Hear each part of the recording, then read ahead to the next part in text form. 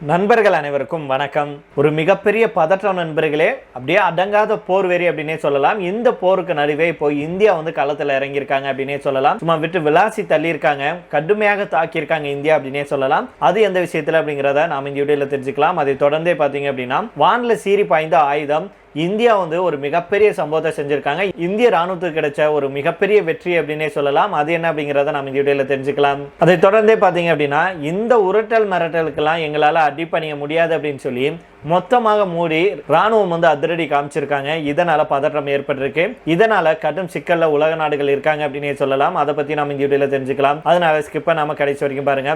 அதுக்கு முன்னாடி நண்பர்கள் எல்லாத்துக்கும் ஒரு மிகப்பெரிய வேண்டுகோள். நாம 3 லட்சம் சப்ஸ்கிரைபர் தொட போறோம் நண்பர்களே. இன்னும் ஒரு 10-20 பேர் சப்ஸ்கிரைப் பண்ணணும்னா நாம அதை எட்டிடலாம். அதனால யாரெல்லாம் நம்முடைய வீடியோ பார்த்துட்டு இருக்கீங்களோ உடனடியாக சப்ஸ்கிரைப் பண்ணி உங்களுடைய அந்த மிகப்பெரிய ஒரு சப்போர்ட்டை எனக்கு கொடுங்க. இது ஒரு மிகப்பெரிய ஊக்கமாக இருக்கும் அப்படிங்கறத நான் கேட்டுக்கிறேன்.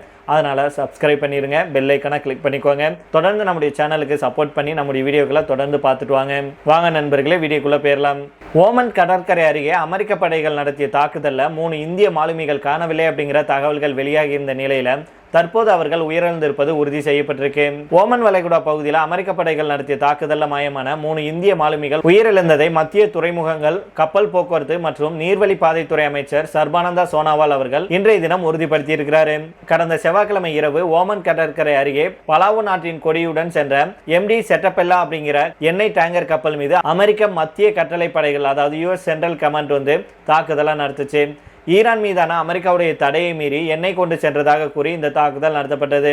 இந்த கப்பல்ல மொத்தம் 28 பணியாளர்கள் இருந்திருக்காங்க. அதுல 24 பேர் இந்தியர்கள், 20 பாகிஸ்தானியர்கள், ஒருவர் ரஷ்யர், ஒருவர் யுக்ரைன் நாட்டை சேர்ந்தவர். தாக்குதலுக்கு அப்புறம் 21 இந்தியர்கள் பத்திரமாக மீட்கப்பட்ட நிலையில 3 பேர் மாயமாகி இருந்தாங்க. தேடுதல் மற்றும் மீட்பு பணிகளுக்கு பிறகு மாயமான 3 இந்தியர்களுடைய உடல்களும் கண்டெடுக்கப்பட்டு அடையாளம் காணப்பட்டிருக்கு. உயிரிழந்தவர்கள் யாராருன்னு பாத்தீங்கன்னா, ஆதித்யா சர்மா, சிவானந்த் சௌராசியா, பட்னாலா சுரேஷ் அப்படின்னு அடையாளம் காணப்பட்டிருக்கு. இது குறித்து எக்ஸ் தளத்துல பதிவிட்டிருக்கும் அமைச்சர் சர்பானந்தா சோனாவால் அவர்கள் என்ன சொல்றாங்கன்னா, MT செட்டபெல்லோ கப்பல்ல நடந்த இந்த துயரமான சம்பவம் மிகுந்த வருத்தத்தை அளிக்குது. மாயமான 3 இந்திய மாலுமிகளும் உயிரிழந்தது உறுதி செய்யப்பட்டிருக்கு. இது நம்முடைய கடல்சார் குடும்பத்துக்கு ஈடு செய்ய முடியாத இழப்பாகும்.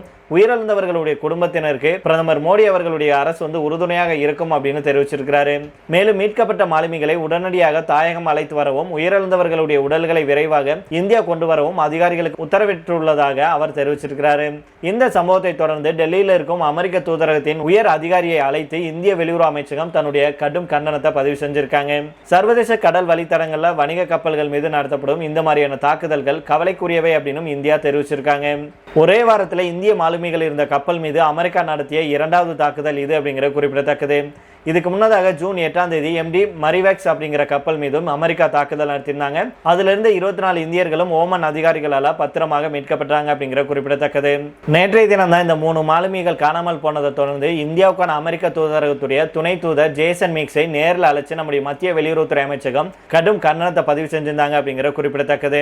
மேலும் நம்முடைய வெளியுறவுத்துறை அமைச்சகம் என்ன சொல்லியிருந்தாங்கன்னா, இந்த வணிக கப்பல் மீதான இந்த மாதிரியான தாக்குதல்கள் மிகவும் கவலைக்குரியது, கண்டிக்கத்தக்கது. மோதல்களின் நேரடி விளைவாகவே இது பார்க்கப்படுது. சர்வதேச கடல் வழிபாதையில தடையற்ற போக்குவரத்தை உறுதி செய்ய வேண்டும் அப்படின்னு வலியுறுத்தியிருக்காங்க. மேலும் இந்திய மாலுமிகளுடைய உயிருக்கு ஆபத்தை விளைவிக்கும் இந்த மாதிரியான செயல்களை ஒருபோதும் நாங்கள் ஏற்க முடியாது அப்படின்னு இந்தியா அமெரிக்க தூதரிடம் திட்டவட்டமாக தெரிவிச்சிருக்காங்க. ஈரான் மீதான பொருளாதார தடையை மீறி செயல்பட்டதாலும் அமெரிக்க படைகளுடைய உத்தரவுகளுக்கு கீழ் படியாததுனாலையும் அந்த கப்பல்கள் மீது துல்லியமான தாக்குதல் நடத்தப்பட்டதாக அமெரிக்க மத்திய கட்டளை தெரிவிச்சிருக்காங்க. மேலும் நம்முடைய வெளியுறவு அமைச்சகத்துடைய செய்தி தொடர்பாளர் ரந்தீர் ஜெய்ஸ்வால் அவர்கள் என்ன சொல்றாருன்னா, இந்த சம்பவங்கள் இப்ப மிகுந்த கவலை அளிப்பதாக இருக்கு. இது மட்டும் இல்லாம இது போன்ற தாக்குதலுக்கு உடனடியாக முற்றுப்புள்ளி வைக்க வேண்டும் அப்படின்னு வலியுறுத்தி இருக்கிறாரு. மேலும் கடந்த சில நாட்கள்ல மேற்காசியாவில் இந்திய மாலுமிகள் சம்பந்தப்பட்ட பல சம்பவங்கள் நடந்திருக்கு. இந்த பகுதிகளில் கப்பல்கள் மீதான தொடர்ச்சியான தாக்குதல் சம்பவங்கள் மிகுந்த கவலை அளிப்பதாகவும், இந்த பகுதியில் நடந்த ஒரு மோதலின் நேரடி விளைவாகவும் இருக்கு. இந்த தாக்குதல்கள் நிறுத்தப்பட வேண்டும். இந்த பகுதியில் விரைவில் அமைதியும் சிறத்தன்மையும் திரும்புவதற்காக பேச்சுவார்த்தை மற்றும் ராஜதந்திரத்துக்கும் நாங்கள் அழைப்பு விடுத்திருக்கிறோம் அப்படின்னு வெளியுறவு அமைச்சகத்துடைய செய்தி தொடர்பாளர் ரந்தீர் ஜெய்ஸ்வால் அவர்கள் சொல்லியிருக்கிறாரு. இதை தொடர்ந்து அடுத்த செய்தியாக பார்த்தோம் அப்படின்னா, இந்தியாவுடைய பாதுகாப்பு துறையில மிக முக்கியமான மைல்கல்லாக உள்நாட்டிலேயே தயாரிக்கப்பட்ட முதல் ஏர்பஸ் C-295 ராணுவ போக்குவரத்து விமானம் வதோராவில் தன்னுடைய முதல் சோதனை ஓட்டத்தை வெற்றிகரமாக நிறைவு செஞ்சிருக்கு. இறுதி அசம்பிளி லைன்ல இருந்து புறப்பட்ட இந்த விமானம் தயாரிப்புக்கு அப்புறம் சோதனைகளின் ஒரு பகுதியாக வான்வெளி பயணத்தை மேற்கொண்டது. இந்திய விமானப்படையின் தளவாட தேவைகளை பூர்த்தி செய்யும் வகையில் முற்றிலும் உள்நாட்டிலே விமானங்களை உருவாக்குவதற்கான திட்டத்தில் இது ஒரு மிக முக்கியமான முன்னேற்றமாக கருதப்படுது. ஏர்பஸ் மற்றும் டாடா அட்வான்ஸ் சிஸ்டம்ஸ் லிமிடெட் நிறுவனங்களுக்கு இடையிலான கூட்டணியின் கீழே தான் இந்தியாவில் மொத்தம் 40 C-295 போக்குவரத்து விமானங்கள் தயாரிக்கப்பட இருக்கு. இந்த திட்டத்தின் கீழ் தயாரிக்கப்பட்ட முதல் விமானம் தற்போது சோதனை ஓட்டத்தை முடித்துள்ள நிலையில வரும் செப்டம்பர் மாதத்துக்குள்ள இந்திய விமானப்படைக்கு முதல் விமானத்தை வழங்க திட்டமிட்டிருக்காங்க. அரசு மற்றும் தனியார் நிறுவனங்களுடைய கூட்டு முயற்சினால ராணுவ விமானங்களை இந்தியாவில் தனியார் துறை தயாரிக்கும் முதல் நிகழ்வாக இந்த திட்டம் வரலாற்றில் இடம்பெற்றிருக்கு. மத்திய அரசுடைய மேக் இன் இந்தியா மற்றும் தற்சார்பு இந்தியா இலக்குகளை அடைய இந்த திட்டம் ஒரு மிகப்பெரிய மாற்றத்தை ஏற்படுத்தியிருக்கு. வதோராவில் அமைஞ்சிருக்கும் இந்த உற்பத்தி ஆலையானது ஏர்பஸ், டாடா அட்வான்ஸ் சிஸ்டம் மற்றும் பல்வேறு குறு, சிறு மற்றும் நடுத்தர தொழில் நிறுவனங்களுடைய ஒருங்கிணைந்த உழைப்பின் மூலம் இயங்குகிறது. இந்திய விண்வெளி மற்றும் பாதுகாப்பு துறையுடைய தொழில்நுட்ப வலிமையை உலகுக்கு எடுத்துரைக்கும் விதமாக உள்நாட்டு உற்பத்தியின் முக்கியத்துவத்தை இந்த திட்டம் உலகளாவிய அளவில் பிரதிபலிக்குது. இந்த வெற்றிகரமான சோதனை ஓட்டத்தை முன்னிட்டு இந்திய விமானப்படை தன்னுடைய அதிகாரப்பூர்வ சமூக ஊடக தளத்தின் மூலம் இந்த தயாரிப்பு குழுவுக்கு தன்னுடைய வாழ்த்துக்களை தெரிவிச்சிருக்காங்க. இந்த சாதனை இந்தியாவுடைய வளர்ந்து வரும் விண்வெளி திறன்களை உறுதிப்படுத்துறது மட்டுமில்லாம உள்நாட்டு பாதுகாப்பு உற்பத்தியை ஊக்குவிப்பதில் இந்திய விமானப்படை கொண்டிருக்கும் உறுதியான அர்ப்பணிப்பை உலகுக்கு மீண்டும் ஒரு முறை உணர்த்தது. இந்திய பாதுகாப்பு அமைச்சகம் மற்றும் அரசின் ஆதரவுடன் எதிர்கால இந்திய வான்வெளி பயணத்தின் ஒரு புதிய அத்தியாயம் இந்த திட்டத்தின் மூலம் முறையாக தொடங்கி வைக்கப்பட்டிருக்கு அப்படின்னே சொல்லியிருக்காங்க. உண்மையிலேயே இந்திய பாதுகாப்பு துறையில் ஒரு மிக முக்கியமான மைல்கல்லாக இது பார்க்கப்படுது நண்பர்களே. இந்திய விமானப்படைக்கு கிடைத்த ஒரு முதல் வெற்றி ராணுவத்துடைய பலத்தை உயர்த்தி இருக்கு அப்படின்னே சொல்லலாம். இதில் பணியாற்றிய அத்துணை பேருக்கும் நம்முடைய நண்பர்கள் சார்பாக நாம ஒரு மிகப்பெரிய நன்றியை தெரிவித்துக் கொள்ளலாம். இதை தொடர்ந்து பார்த்தீங்க அப்படின்னா கடைசியாக அமெரிக்கா மற்றும் ஈரான் இடையே கடந்த சில நாட்களாக நீடிச்சிட்டு வந்த மறைமுக மோதல் தற்போது முழு அளவிலான ராணுவ மோதலாக மாறியிருக்கு. நேற்று அமெரிக்கா நடத்திய தொடர் வான்வெளி தாக்குதலுக்கு பதிலடியாக ஈரான் ராணுவம் அதிரடியான நடவடிக்கைகளை மேற்கொண்டிருக்காங்க. உலக கச்சா எண்ணெய் விநியோகத்தில் மிக முக்கியமான போக்குவரத்து பாதையான ஹார்முஸ் நீரிணையை ஈரான் ராணுவம் இன்று முதல் முழுமையாக மூடுவதாக அறிவிச்சிருக்காங்க.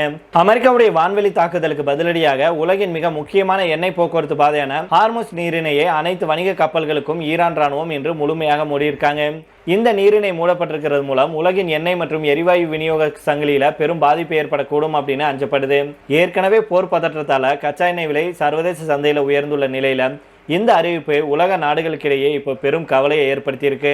நேற்றைய மோதல்ல அமெரிக்காவுடைய அப்பாச்சி ஹெலிகாப்டர் சுட்டு வீழ்த்தப்பட்டதை தொடர்ந்து அமெரிக்கா ஈரானின் 20க்கும் மேற்பட்ட ராணுவ தளங்களை வான்வெளி தாக்குதல் மூலம் அழிச்சது. இதுக்கு பதிலடியாக பக்ரைன் மற்றும் குவைத்தில் இருக்கும் அமெரிக்க தளங்களை நோக்கி ஈரான் ட்ரோன்கள் மற்றும் ஏவுகணைகளை வீசியிருக்கு. ஈரான் அமெரிக்கா இடையிலான எந்த ஒரு அமைதி ஒப்பந்தமும் மிரட்டல்கள் மற்றும் ராணுவ நடவடிக்கைகளின் மூலம் சாத்தியமில்லை அப்படின்னு ஐநா சபைக்கான ஈரானுடைய தூதர் அமீர் சயீத் இரவானி அவர்கள் திட்டவட்டமாக தெரிவிச்சிருக்கிறாரு.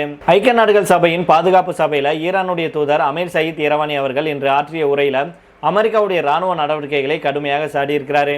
இது குறித்து அவர் என்ன சொல்றாருன்னா, மிரட்டல்கள், அச்சுறுத்தல்கள் அல்லது ராணுவ பலத்தை பயன்படுத்துவதன் மூலம் ஈரான் ஒருபோதும் பேச்சுவார்த்தைக்கு அடிபணியாது.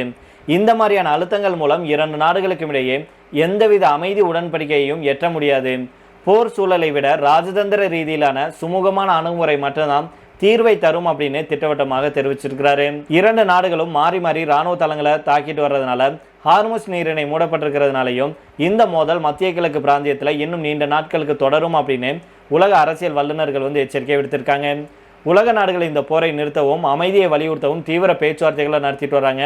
இருந்தாலும் இந்த ட்ரம்ப் பண்ற வேலைனால இப்போ ஈரான், அமெரிக்கா மட்டும் பாதிக்கப்படல, இந்தியா உள்பட உலகில் இருக்கும் அத்தனை நாடுகளும் இந்த ஹார்முஸ் நீரிணையினால கடுமையாக பாதிக்கப்பட்டிருக்காங்க. நம்முடைய நாட்டிலையும் பெட்ரோல் டீசல் விலை அப்பப்போ ஏறிட்டு தான் இருக்கு. இப்படி பெட்ரோல் டீசல் விலை ஏறிச்சு அப்படின்னா உடனே மத்திய அரசு குற்றம் சாட்டுவாங்க. ஆனா என்ன நடக்குதுன்னே தெரியாம நமக்கு ஒரு ஆளை பிடிக்கலன்னா உடனே அவங்க மேல பழிய தூக்கி போட்டுறது. அப்படிதான் நம்ம இந்தியாவில் அப்படி நடந்துட்டு இருக்கு. இந்தியாவை தவிர மற்ற நாடுகளில் விலைவாசி எந்த அளவுக்கு, அதுவும் குறிப்பா நீங்க மற்றதெல்லாம் எடுத்துக்க வேண்டாம், பெட்ரோல் டீசல் எடுத்துக்கிட்டீங்க அப்படின்னா அண்டை நாடுகள்ல எல்லாம் எவ்வளவு பெரிய அளவுக்கு டிஃபரன்ஸ் இருக்கு அப்படிங்கறது நாம தெரிஞ்சுக்கிட்டோம்னா அதுக்கப்புறம் நம்ம வாய் திறக்க மாட்டோம் அப்படிங்கறதா நம்முடைய கருத்தாக இருக்கு. அதனால நம்ம என்ன சொன்னாலும் புரிஞ்சுக்காத சில பேர் இங்கே நம்முடைய தமிழ்நாட்டிலையும் சரி இந்தியாவிலையும் இருக்க தான் செய்யறாங்க. அதனால அவங்களையெல்லாம் நம்ம இக்னோர் பண்ணிட்டு நம்ம அடுத்த வேலையை பார்க்கணும் அப்படிங்கறதா நம்முடைய கருத்தாக இருக்கு. நீங்க என்ன நினைக்கிறீங்க? நான் சொல்றது சரிதானே நண்பர்களே? சரி அப்படின்னா கீழே உள்ள கமெண்ட் பாக்ஸ்ல சொல்லுங்க. மீண்டும் நாளை வேற ஒரு செய்திகளுடன் உங்களை சந்திக்கிறேன். நன்றி, வணக்கம்.